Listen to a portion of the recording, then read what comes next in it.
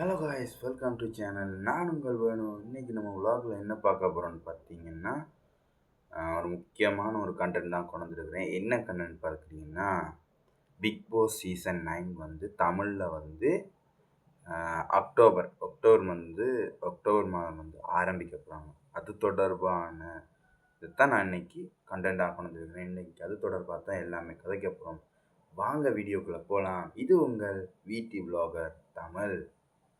Okay, சரி. இப்போ என்னென்னு பார்த்தீங்கன்னா, பிக் பாஸ் சீசன் 9 வந்து ஆரம்பிக்க போகிறாங்க.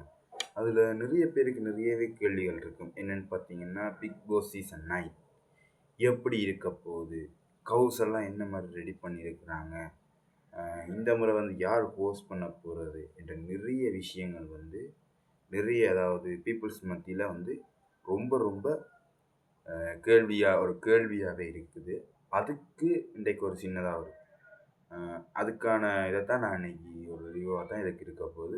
வாங்க அதோட கதைக்கலாம். இப்போ வந்து பார்த்திங்கன்னா, ஃபர்ஸ்ட் வந்து பிக் பாஸ் ஒரு மிகப்பெரிய ஒரு ரியாலிட்டி ஷோ. அதாவது தமிழ்நாட்டில் செய்யக்கூடிய ரியாலிட்டி ஷோஸில் மிக பிரபலமான ஒரு ரியாலிட்டி ஷோன்னு சொன்னால் அது வந்து பிக் பாஸ் தான். அது எல்லாத்துக்கும் தெரிஞ்சது தான். அதே மாதிரி இப்போ பிக் பாஸ் ஆரம்பித்தது வந்து ஃபர்ஸ்ட் வந்து தெலுங்கில் வந்து ஃபர்ஸ்ட் ஆரம்பித்தாங்க. தெலுங்கு வந்து 3வது சீசன் ஆரம்பிக்கும் போது தான் தமிழில் வந்து ஃபர்ஸ்ட் சீசன் வந்து ரிலீஸ் பண்ணாங்க. அது ஆர்கனைஸ் பண்ணி அதை வந்து ரிலீஸ் செஞ்சாங்க. செஞ்சாங்க. ஃபர்ஸ்டாகவே வந்து கமல் சாரை வந்து எடுத்தாங்க. அவர் தான் ஹோஸ்ட் பண்ண போகிறான்னு சொல்லி அவரையே உள்ளே எடுத்து அவர் தான் அந்த இது வந்து ஹோஸ்ட் பண்ணார். அதுக்கப்புறமா வந்து பார்த்தீங்கன்னா, அவர் தான் தொடர்ந்து வந்து 7வது சீசன் வரைக்குமே, சீசன் 7 வரைக்குமே பிக் பாஸ் சீசன்ஸை வந்து அவர் தான் வீக்கெண்ட் எபிசோட்ஸ் வந்து ஹோஸ்ட் பண்ணிட்டு வந்தார். இப்போ பிக் பாஸ் சீசன் 7ல் என்ன நடந்துச்சுன்னு பார்த்தீங்கன்னா, அந்த 2 வீடு கான்செப்ட் கொண்டு வந்து அவர் ஓவராக அந்த என்ன சொல்கிறது, அந்த ஜாலரா அடிக்காதுன்னு சொல்லி ஓவராக அவரை வச்சு கலாய்ச்சதுனாலேயே அடுத்த சீசனுக்கு வந்து நான் வரலன்னு சொல்லிட்டார். இப்போ வந்து பார்த்தீங்கன்னா,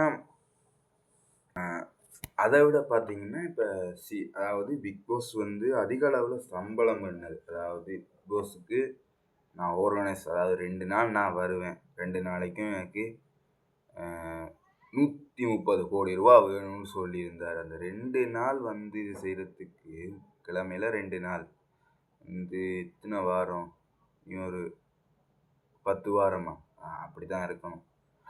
அந்த 10 வாரமோ 15 வாரம் வரும்னு நினைக்கிறேன். அந்த 10 வாரத்துக்கும் அவர் கேட்ட விலை எவ்வளோ தெரியுமா? 130 கோடி ரூபா கேட்டார். அதுக்கு வந்து பிக் பாஸ் டீம் வந்து சம்மதிக்காதனால அப்போ நான் வரலை, எனக்கு இந்த சம்பளம் தான் நான் வருவேன்னு சொல்லிட்டாரு. என்ற ஒரு கதையுமே வந்து இருந்துச்சு. இப்போ வந்து பார்த்திங்கன்னா, போன சீசன் வந்து நம்மளோட சேது அண்ணா வந்து ஹோஸ்ட் பண்ணியிருந்தார். அது எல்லாத்துக்குமே தெரிஞ்ச ஒரு விஷயந்தான். சேது அண்ணா வந்து ரொம்பவுமே ஒரு இதாக செஞ்சுருந்தார். ஆனால் நிறைய பேருக்கு வந்து அவருடைய ஹோஸ்ட் வந்து பிடிச்சிருந்துச்சி. அதே நேரம் நிறைய பேருக்கு வந்து பிடிக்காமல் இருந்துச்சு.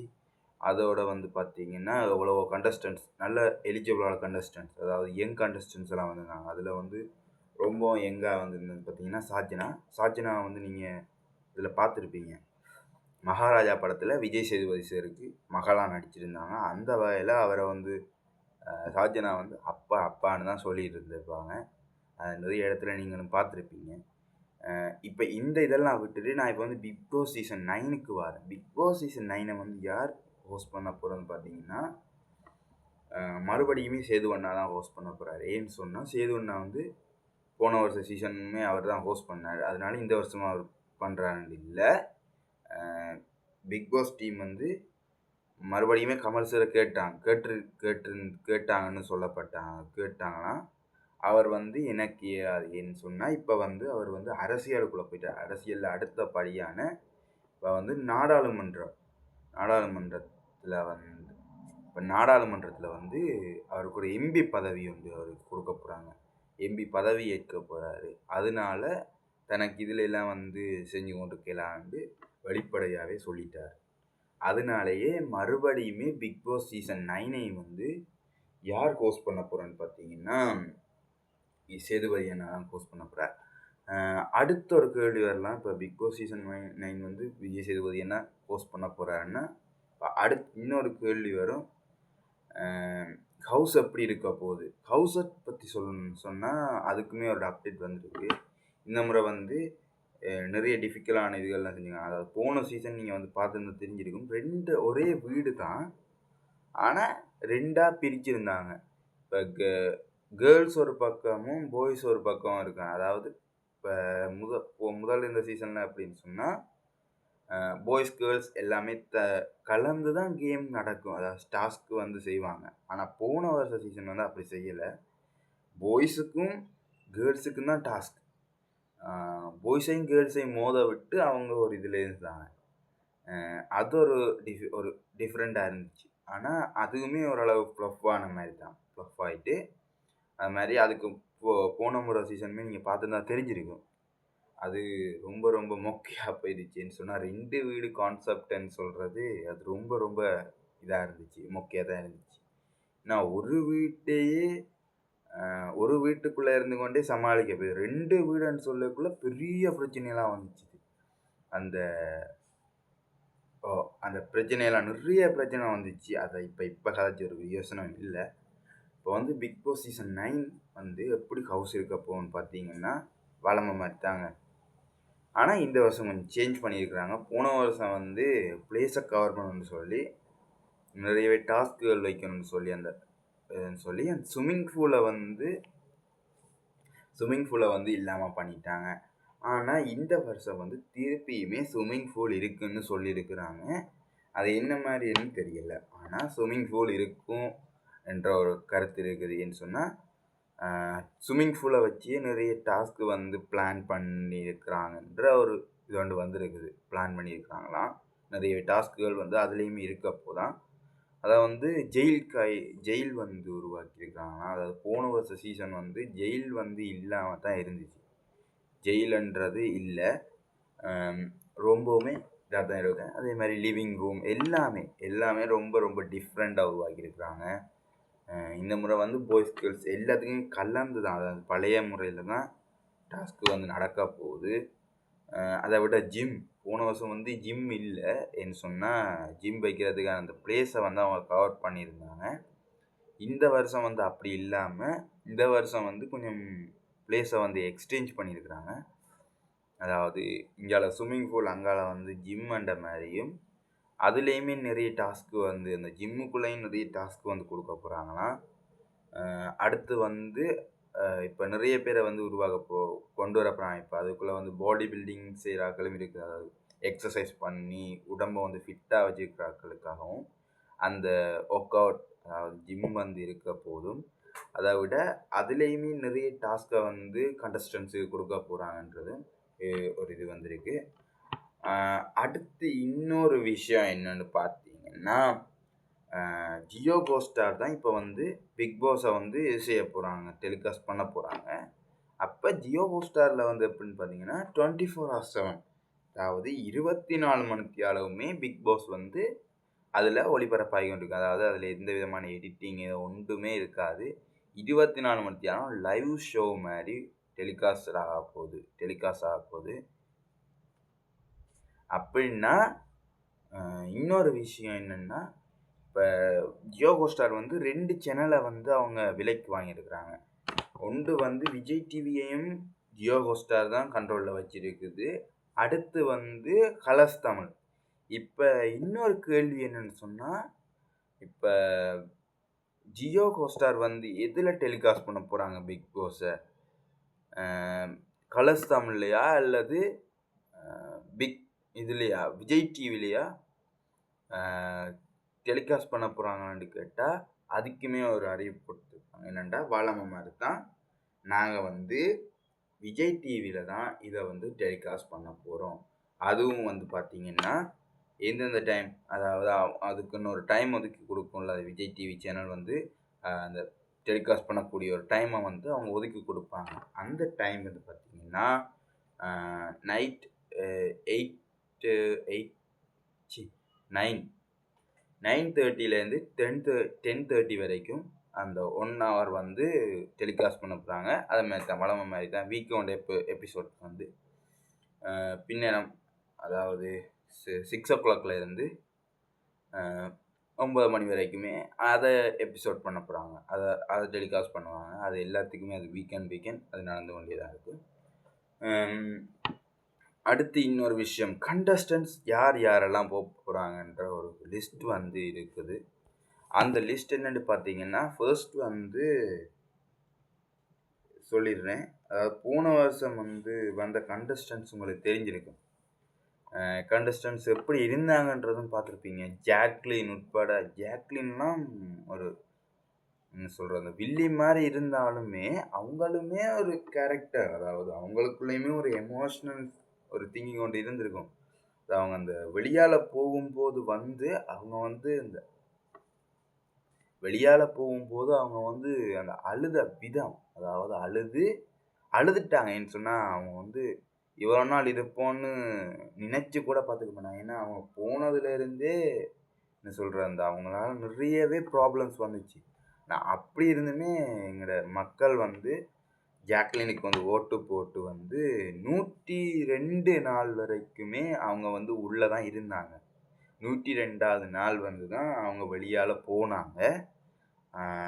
அப்போ வந்து அவங்க எமோஷ்னல் ஆகிட்டாங்க. அப்போ வந்து எமோஷ்னல் ஆகி கதைக்கும் போது கடைசியாக வந்து அந்த போன வருஷம் இது பார்த்தவங்களுக்கு தெரிஞ்சிருக்கும், அந்த ட்ராஃபி ஒன்று கொடுத்துருப்பாரு விஜய் சேதுபதி சார். ஸ்டார்டிங்கில் வந்து பிக் பாஸ் சீசன் 8 வந்து ஸ்டார்ட் பண்ணக்குள்ளே வந்து ஒரு ட்ராஃபி உண்டு. அது பிக் பாஸ் இந்த 8 லோகோ போட்டு அந்த பிக் பாஸ் இது அடித்து ஒரு இதை கொடுத்துருப்பாங்க. அதை வந்து எல்லா கண்டஸ்டன்ஸுமே எலிமினேட் ஆகி போகும்போது வந்து உடைச்சிட்டு தான் போவாங்க. ஆனால் இப்போ ஜாக்லினுக்கு பிக் பாஸ் ஒரு இது கொடுத்தாரு. என்னன்னு சொன்னால், நீங்கள் இந்த ட்ராஃபியை உடைக்க வேணாம், நீங்கள் இது என்னுடைய கிஃப்ட்டு என்று சொல்லி நீங்கள் இதை வீட்டை கொண்டு போங்க என்று சொல்லிட்டு அப்புறமா அவரே சொன்னார், இதில் வந்து யாரும் வெற்றி தோல்வியும் அல்ல, இதுவும் இல்லை, உண்மையான யார் இதுன்னு சொன்னாங்களோ அவங்க தான் இங்கே ராஜா கிங், எல்லாமே நீங்கள் தான் என்று சொல்லி அவங்களுக்கு ஒரு மோட்டிவேஷ்னல் ஸ்பீச்சுமே அவர் கொடுத்துருப்பாரு. இவ்வளவு நேரமும் நீங்கள் இந்த வீட்டுக்குள்ளே இருக்கிறதுக்கான ஒரே காரணம் வந்து மக்களோட சப்போர்ட் மட்டும்தான் சொல்லியிருந்தார். அதுவுமே ஒரு உண்மையான விஷயம் தான். ஏன்னு சொன்னால் பிக் பாஸ் வந்து எப்படின்னு உங்களுக்கு தெரிஞ்சிருக்கும். அவர் வந்து ஒரு ரூடாக இருக்கிற மாதிரி தான் இருக்கும். ஆனால் அவர் இருக்கிற அந்த வீட்டில் இருக்கிற எல்லாரையும் வந்து ஒரு வழியில் வந்து ஹேண்டில் பண்ணி கொண்டு போகிறார். அது வந்து எல்லாராலையுமே முடியாது. இன்னொரு விஷயம் வந்து அவர் பிக் பாஸ் வந்து ஒரு மிகப்பெரிய ஒரு ஷோ, அதாவது ரியாலிட்டி ஷோ. இதில் வந்து எந்த விதமான ஒளிவு மறையுமே செய்ய முடியாது. எந்த நேரமுமே எதுவுமே பண்ண முடியாது. எதுவுமே நம்ம உள்ளே கொண்டு போக முடியாது. அவங்க கொண்டு போகிறது என்னென்று வந்து பார்த்திங்கன்னா ட்ரெஸ் மட்டும்தான் கொண்டு போகும். நம்மளுடைய ட்ரெஸ்ஸு, நம்மளுடைய உடைகள், மற்றது வந்து எங்களுடைய திங்ஸ், இந்த மேக்கப் திங்ஸு, மற்றது வந்து அந்த 4-5 சாமான் மட்டும்தான் நம்ம உள்ளே கொண்டு போகலாம். ஜுவல்ஸ் அது மட்டும் கொண்டு போகலாம். அதுக்கு மிஞ்சி ஃபோனோ அந்த எலக்ட்ரானிக் ஐட்டம்ஸ் எதுக்குமே நம்ம உள்ளே கொண்டு போக முடியாது. அது எல்லாத்துக்குமே தெரிஞ்ச ஒரு விஷயந்தான். அது எல்லாத்துக்குமே தெரிஞ்சது தான். அது எல்லா சீசன்லேயுமே அது அப்படி தான் வச்சுருக்குறாங்க. ஏன்னு சொன்னால் இப்போ நாம் வந்து அது உள்ளுக்குள்ளே போய் இப்போ நம்மகிட்ட ஒரு ஃபோனை தந்துட்டாங்க, சரி ஃபோனை தந்துட்டாங்கன்னு வைங்களேன், இப்போ நாம் என்ன பண்ணுவோம், டாஸ்கில் மெனக்கெடுவோமா, இல்லை டாஸ்க்கு பண்ண நாங்கள் யோசிப்போமா, இல்லை ஃபோன் யூஸ் பண்ணுவோமா? நாம் அங்கே போய் கொஞ்சம் டிஃப்ரெண்ட்டாக இருக்கணும், எங்களோட திறமைகளை வந்து வெளிக்காட்டணும், எங்களுடைய இதுகளை வந்து இது செஞ்சு நாம் அதை ஒரு கரெக்டான பிளாட்ஃபார்மாக வந்து நாம் யூஸ் பண்ணிக்கணும். அதுதான் இங்கே முக்கியம். இப்போ அவங்க கையில் ஃபோனை கொடுத்துட்டோன்னா அவங்க வந்து ஃபோனில் தான் டைம் ஸ்பெண்ட் பண்ணுவாங்க, யாரோடையுமே கதைக்க மாட்டாங்க. ஏன்னா அவங்களுக்குன்னு ஃபோன் இருக்கும், அவங்க ஃபோனை வந்து யூஸ் பண்ணிட்டு போயிட்டே இருப்பாங்க. அந்த ஒரு காரணத்துக்காக தான் எந்த விதமான எலக்ட்ரானிக் ஐட்டம்ஸும் வந்து அவங்களோட வந்து கையில வந்து கொடுக்க மாட்டாங்க. இன்னொரு விஷயம் வந்து அந்த வீட்ட சுத்தி பார்த்துக்கிட்டிங்க பிக் பாஸ் பார்த்தீங்கன்னா, எல்லா இடத்துலயுமே வந்து எல்லா இடத்துலயுமே வந்து பார்த்தீங்கன்னா தெரிஞ்சிருக்கும். அ அந்த கேமரா வந்து இருக்கும். ஒரு சில இடங்கள தவிர, ஒரு சில இடங்கள் பாத்ரூம் தவிர பாத்ரூம்ண்டா அந்த வெளியால வந்து பால்கனியில வந்து எல்லா இடமுமே சுத்தி, சுத்தி, சுத்தி ஒரு எப்படியும் ஒரு 70 கேமராஸ் கிட்ட வந்து எப்பவுமே அந்த இது வாட்ச் பண்ணிக்கிட்டே இருக்கும். என்று சொன்னா அது ஒரு ஷோ. அதாவது அங்க வந்து யாரும் எதுவும் பண்றாங்களா? என்ற ஒரு இதுதான் அந்த வந்து அதில கவனிச்சுக்கிட்டே இருப்பாங்க. இன்னொரு விஷயம் வந்து என்னன்னா, இப்ப வந்து பிக் பாஸ் சீசன் 9க்கான அ ப்ரோமோவும் வந்து இப்ப ரிலீஸ் பண்ண போறாங்க. அதாவது வர ஆகஸ்ட் மாதம் ஆகஸ்ட் ம் ஆகஸ்ட் மாதம் அக்டோபர் 1ல வந்து மன்னிக்கணும். அக்டோபருக்கு முதல் அதாவது அம் இப்போ வந்து செப்டம்பர் மாதம் வந்து என்னன்னு சொன்னா, செப்டம்பர் கடைசி வாரம், அதாவது லாஸ்ட் வீக் வந்து பிக் பாஸ் சீசன் 9ஓட ப்ரோமோவுமே ரிலீஸ் பண்ண போறாங்க. அதோட இந்த வருஷம் வந்து பார்த்தீங்கன்னா, ரொம்பவுமே ஒரு ஒரு டிஃப்ரெண்டான ஒரு ஐயா செலக்ட் செஞ்சிருக்காங்க. லோகோ வந்து உருவாக்கியிருக்கிறாங்களாம். இன்னொரு விஷயம் என்னன்னு சொன்னா, போன வருஷம் நீங்க லோகோவ பார்த்தீங்கன்னா, நிறைய பேர் அந்த லோகோவ வச்சே நிறைய விமர்சனங்கள் வந்தது வந்து நீங்க பார்த்துருப்பீங்க. அம் அதுல இன்னொரு விஷயம்னு சொன்னா, போன வருஷம் அந்த விமர்சனத்துல பார்த்த வரைக்கும், அதாவது என்னடா இது லோகோ! இதெல்லாம் லோகோ மாரியே இல்ல. இந்த மாரி தான் இருந்துச்சுன்னு சொன்னா, அந்த சீமெந்த கரைச்சு அந்த பிளேட் பூசி விட்ட மாரி இருந்ததுன்னு சொன்னாங்க. ஏதோ சீமெந்த குழச்சி அந்த இது செஞ்சு விட்ட மாரி, நடுவுல ஒரு ஒளிவட்டம், அதுல 8 அந்த அது அந்த ஒளிவட்டமே ஒரு 8 மாரி அத செஞ்சிருந்தாங்க. அது என்ன மாரி கான்செப்ட்ல அவங்க உருவாக்குனாங்கன்னு தெரியல. அது ஒரு வடிவா இருக்குன்னு உருவாக்குனாங்களா என்னன்னு தெரியல. ஆனா அந்த லோகோவுமே ஒரு ஒரு டிஃப்ரெண்டான ஒரு லோகோ தான். அதுவுமே வடிவா தான் இருந்துச்சு. இல்லன்னு சொல்லல. அதுவுமே வடிவா தான் இருந்துச்சு. ஆனா, அத இன்னும் கொஞ்சம் இது செஞ்சு, இன்னும் கொஞ்சம் இது செஞ்சிருக்கலாம்ன்றது என்னுடைய ஒரு ஒப்பீனியன். இப்ப இந்த வருஷம் வந்து ரொம்ப ரொம்ப டிஃப்ரெண்டா மக்களுடைய எந்த இதுகளுமே இல்ல. அந்த மக்களுக்கு பிடிக்கக்கூடிய மாரியான ஒரு லோகோவ வந்து இந்த வருஷம் வந்து பிக் பாஸ் டீம் வந்து உருவாக்கியிருக்கிறாங்க. இப்ப அந்த வகையில வந்து 200க்கும் மேற்பட்டவங்க வந்து ஆடிஷன் அட்டெண்ட் பண்ணதா சொல்லப்படுது. அதுல வந்து சில பேர தான் வந்து பிக் பாஸ் டீம் வந்து இப்போதைக்கு தெரிவு செஞ்சிருக்கிறாங்களாம். அதிலிருந்து யார் யார் போப்போறாங்கன்றது தெரியாது. யார் யார் வந்து உள்ள போப்போறாங்கன்றது தெரியல. இப்ப அதுல வந்து ஒரு 12 பேரோட பேர் வந்து நான் எடுத்து வச்சிருக்கிறேன். ஃபைனலிஸ்ட்டா வந்து நான் ஒரு 12 பேரோட 12 கண்டஸ்டன்ட்ஸோட நேம் வந்து என்கிட்ட இருக்குது. அது சொல்றேன். யார் யார் உள்ள போவாங்க? அதிக அளவுல வாய்ப்பு இருக்கிறது வந்து பார்த்தீங்கன்னா, ஃபர்ஸ்ட் வந்து வந்து பார்த்தீங்கன்னா, அக்ஷிதா. ஃபர்ஸ்ட்டு வந்து அக்ஷிதா. இவங்கள வந்து சொல்ல சொல்ல தேவையில்ல. நெறைய பேர் பார்த்துருப்பீங்க. ஏன்னு சொன்னா, பாக்கியலட்சுமி சீரியல்ல வந்து ஆக்ட் பண்ணியிருக்காங்க. அக்ஷிதா. இவங்க வந்து அ அதாவது அ ஃபர்ஸ்ட் வந்து பார்த்தீங்கன்னா, இவங்க வந்து எவ்வளோ சதவீதம் இருக்குன்னு பார்த்தீங்கன்னா, பெர்சன்டேஜ் வந்து ஒரு 100%க்கு ஒரு 75% வந்து இவங்க வந்து உள்ள போறதுக்கான வாய்ப்பு வந்து அதிகமா இருக்குது. அடுத்து வந்து பார்த்தீங்கன்னா, அதே பாக்கியலட்சுமி சீரியல்ல வந்து அ ஆக்ட் பண்ண இனியா வந்து உள்ள போறாங்க. இனியா வந்து சொல்லணும்னு இல்ல. போன சீசனுக்கு வந்து விஷால் வந்து உள்ள போயிருந்தார்ல. விஷாலோட தங்கச்சியா உள்ள வந்து ஒரு கலக்கிட்டு போயிருப்பாங்க. விஷாலோட தங்கச்சியா அந்த ஒரு ரிலேட்டிவா வந்து உள்ள வந்து ஒரு கலக்கிட்டு போயிருப்பாங்க. அவங்க வந்து இந்த வருஷம் வந்து கண்டஸ்டன்ஸா உள்ள வர போறாங்க. அடுத்து வந்து பார்த்தீங்கன்னா, எல்லாத்துக்குமே தெரிஞ்ச ஒரு ஆள் தான் செம்பருத்தி சீரியல்ல ஆக்ட் பண்ண ஒரு பிரபலமான ஒரு ஆள். நிறைய பேருக்கு தெரிஞ்சிருக்கும். ஏன்னா அந்த சீரியலை நான் கூட இருந்து பார்த்துருக்கேன். ரொம்ப ரொம்ப இன்ட்ரெஸ்டிங்கான சீரியல் அது. இப்போ வந்து டெலிகாஸ்ட் இப்போ அது செஞ்சுட்டான், முடிஞ்சுது. அந்த சீரியல் வந்து க்ளோஸ் ஆகிட்டு. இப்போ அதில் அந்த நேரத்தில் பாப்புலர் யாருன்னு பார்த்தீங்கன்னா ஷபானா தான் இப்போ அதாவது 3ஆவதாக வந்து போகிறதுக்கான வாய்ப்பு இருக்குது. இப்போ நான் இனியாவுக்கு ஒரு விஷயம் சொல்ல விட்டேன். என்னென்னு சொன்னால், அவங்க வந்து போகிறதுக்கான வாய்ப்பு வந்து பார்த்தீங்கன்னா பெர்சன்டேஜ் ஒரு 100%க்கு ஒரு 65% வந்து அவங்க வந்து போகிறதுக்கான வாய்ப்பு இருக்குது. அடுத்தது வந்து ஷபானா வந்து உள்ளே போகிறதுக்கான பெர்சன்டேஜ் வந்து பார்த்தீங்கன்னா 100%க்கு ஒரு 80% வந்து அவங்களுக்கு ஒரு சான்ஸ் இருக்குதுன்னு சொன்னால் 80% வந்து அவங்க உள்ளே போவாங்க என்ற ஒரு கருத்து வந்து வந்திருக்குது.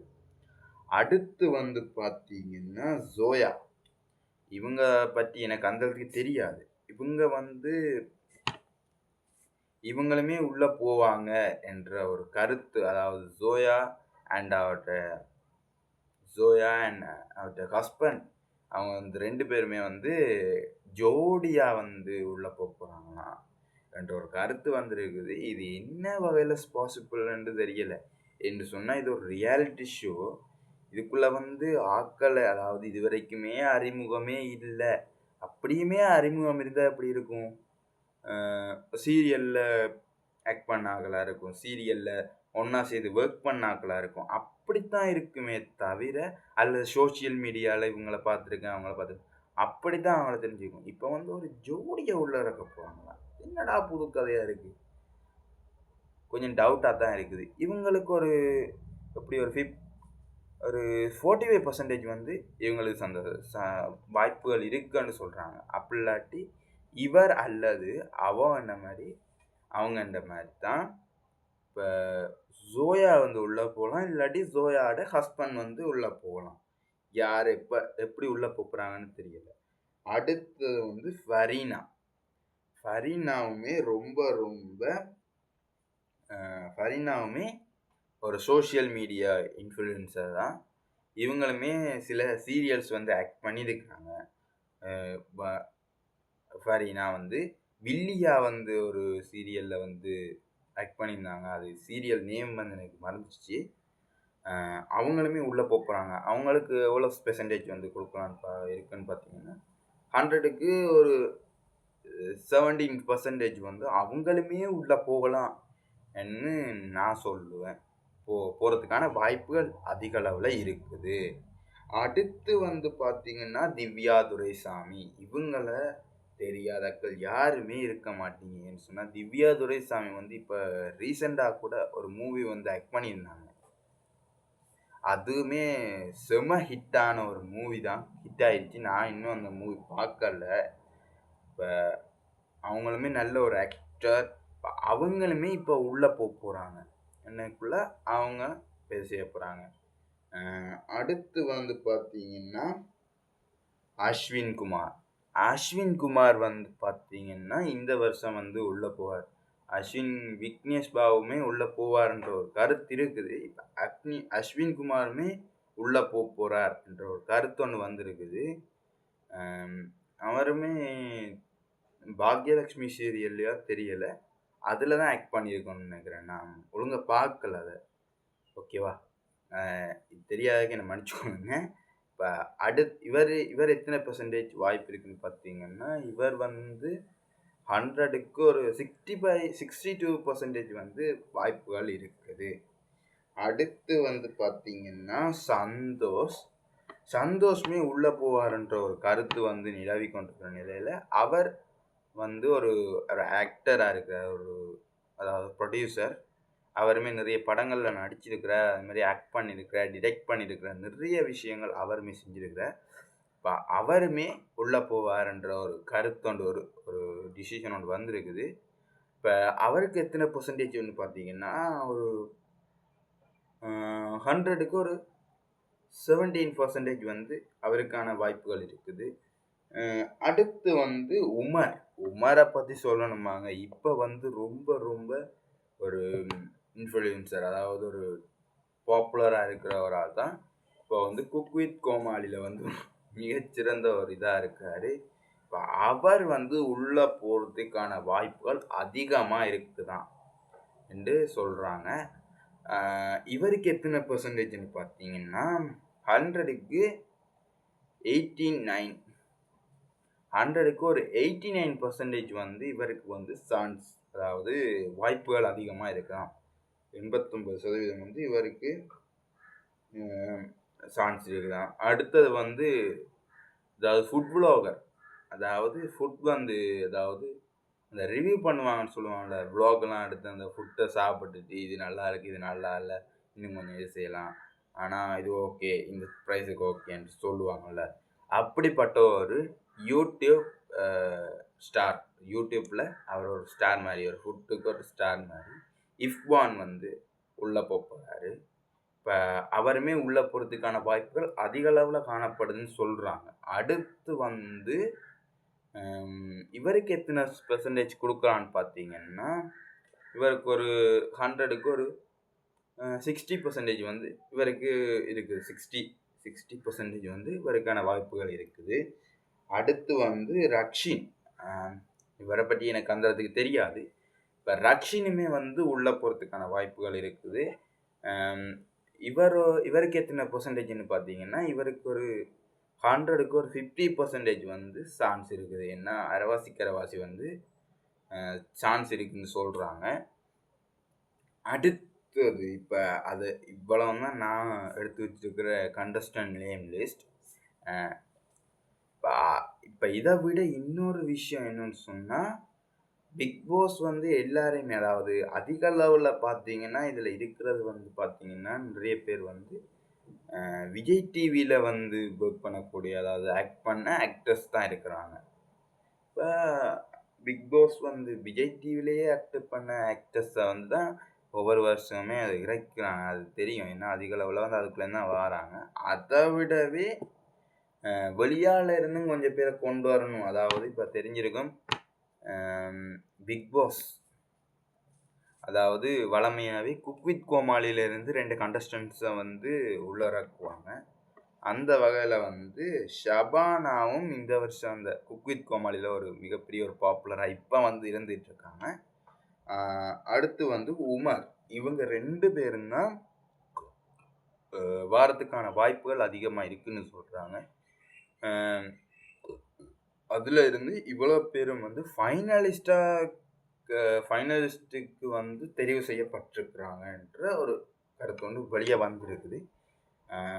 இன்னுமே அது உத்தியோகபூர்வமாக ரிலீஸ் ஆகலை. இது என்ன, இப்போ நான் எடுத்து வச்சிருக்கிற ஒரு நேம் லிஸ்ட், இவங்க தான் உள்ளே போகிறதுக்கான வாய்ப்புகள் இவ்வளோ இருக்குது, இத்தனை சதவீதம் தான் இருக்குது, இத்தனை சதவீதங்கள் இருக்குதுன்ற ஒரு சின்னதாக ஒரு இதுதான் நான் இப்போ உங்களுக்கு கொடுத்துருக்குறேன். ஆகவே இதை பார்த்துட்டு யாருமே இவங்க தான் கன்ஃபார்ம் போவாங்கன்ற முடிவுக்கு மட்டுமே வந்துடாதீங்க. இன்னொரு விஷயம், பிக் பாஸ் வந்து இந்த வருஷம் 100 நாள் என்றக்குள்ள அது ஒரு பெரிய ஒரு டிஸ்டன்ஸாக தான் இருக்கும். ஆனால் நம்ம பார்க்குற நமக்கு வந்து நிறைய பேர் ரிவ்யூ பண்ணி நான் பார்த்துருக்குறேன். என்னென்னா ரிவ்யூஸை நான் பார்த்துருக்குறேன். என்னென்னா ரிவ்யூ பண்ணுறத நான் பார்த்துருக்குறேன். என்னென்னு சொன்னால், அந்த ஒரு எபிசோட் போய்க்கொண்டிருக்கும், அந்த எபிசோட் வந்து கொஞ்சம் குழம்பி யாராச்சும் ஏதாச்சும் ஒன்று பண்ண வலிக்கிட்டாங்கன்னா அந்த விஷயத்தையே பிடிச்சி அவங்களையே அந்த கழுவி ஊற்றுறது, அதாவது அந்த அந்த இது செய்வாங்க, மிஸ்பிஹேவ் பண்ணுவாங்கன்னு சொல்லுவோம்ல, மிஸ்பிஹேவ் பண்ணி அவங்கள வந்து இந்த இல்லாமல் பண்ணுறது. இந்த நிறைய யூடியூபர்ஸை நான் பார்த்துருக்குறேன். எல்லா யூடியூபர்ஸையுமே நான் சொல்ல மாட்டேன், சில யூடியூபர்ஸ் இருக்கிறாங்க, அதாவது அவங்கள வந்து விமர்சனம் பண்ணுறாங்க. போன வருஷம் பார்த்தீங்கன்னா ஜாக்லின் எல்லாம் ஏன்டா உள்ள போனாங்கன்ற மாதிரி தான் எல்லாரும் சொன்னாங்க. போன வருஷம்லாம் ஏன்டா ஜாக்லின உள்ள அலோவ் பண்ணாங்க? எந்த நேரம் பார்த்தாலும் யாராச்சும் ஒரு ஆளோட சண்டை இது செஞ்சுக்கிட்டே இருக்கிறாங்க. யாரோடையுமே ஒட்டுறாங்கல்ல, அப்படி இருக்காங்க, இப்படி இருக்காங்க. அந்த ஒரு விஷயத்த வந்து நிறைய பேர் வந்து பண்ணியிருந்தாங்க. நான் நிறைய இது பார்த்துருந்தேன். அதுக்கப்புறமா அவங்க வந்து வெளிய போயிட்டாங்க. 102வது நாள் வந்து அவங்க வெளியால போயிட்டாங்களா, அவங்க விமர்சனம் பண்ண எல்லாருமே இன்னொரு வீடியோ போட்டிருக்காங்க. ஏன்டா இவங்கள வெளியால விட்டீங்க? இவங்க தான் ஃபைனல் கண்டஸ்டன்ட். இவங்க தான் வின்னர். இந்த மாதிரிலாம் நிறைய பூமர் இது வந்து சும்மா அள்ளி தெறிக்க விட்டுருந்தாங்க. நான் பார்த்துருந்தேன். அது எனக்கு பார்த்தோன்னே ஒரு சிரிப்பா போயிடுச்சு. இவ்வளோ பேர், இந்த 12 பேர், இந்த 12 கண்டஸ்டன்ட்ஸ் வந்து நான் ஃபைனலிஸ்டா செலக்ட் பண்ண எடுத்து வச்சிருந்த நேம் லிஸ்ட். இதுல இருந்து எப்படியும் கடைசி ஒரு 5 கண்டஸ்டன்ட்ஸ் ஆச்சும் உள்ள போகிறதுக்கான வாய்ப்புகள் இருக்குது. எத்தனை பேர் உள்ள போகிறாங்கன்றது தெரியல. ஆனால் கண்டிப்பாக நான் தந்த நேம் லிஸ்ட்டில் வந்து கன்ஃபார்ம் 5 பேர் வந்து உள்ளே போவாங்க. சரி, சரி, ஓகே. இப்போ அடுத்தது வந்து இப்போ வந்து தெலுங்குலையும் வந்து ஆரம்பிக்க போகிறாங்க, மலையாளத்தில் வந்து ஆரம்பிக்க போகிறாங்க, தமிழ்லையும் வந்து இப்போ ஆரம்பிக்க போகிறாங்க. இப்போ அதுவுமே எல்லாமே அதே மாதிரி இப்போ பிக் பாஸ் வந்து எத்தனை திகதி வந்து தமிழில் வந்து ஆரம்பிக்க போகிறாங்கன்ற ஒரு கன்ஃபியூஷன் இருக்கும் நிறைய பேருக்கு. அதுக்கு ஒரு விட தான் என்னென்னா, பிக் பாஸ் வந்து எப்போவுமே அக்டோபர் மாதம் வந்து 2வது வாரம் அல்லது 3வது வாரத்தில் வந்து 2வது வீக் அல்லது 3வது வீக் வந்து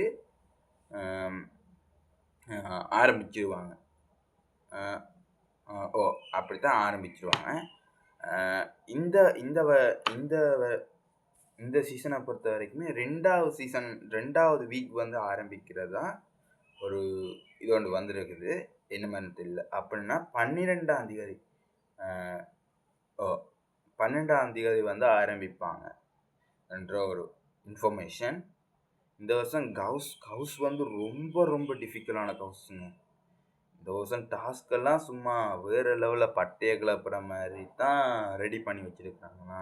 இந்த போன வருஷம் மாதிரி பந்து பொறுக்கிறது, அது பொறுக்கிறது, இது பொறுக்கிறது, அங்கேருந்து இதை எடுத்துகிட்டு வந்து அதை வச்சு கொண்டு அதெல்லாம் எதுவுமே கிடையாது என்று சொல்லிட்டாங்க. இந்த வருஷம் ஜியோ ஹோஸ்டார் தான் டெய்லியுமே ஜியோ ஹோஸ்டார் தான் பண்ணிகிட்டு இருக்கிறாங்க. ஆனால் இந்த வருஷம் ஜியோ ஹோஸ்டார் கொஞ்சம் டிஃப்ரெண்ட்டாக, கொஞ்சம் ஸ்ட்ரிக்டான இதெல்லாம் வச்சிருக்கிறேன்ட்டு சொல்கிறாங்க.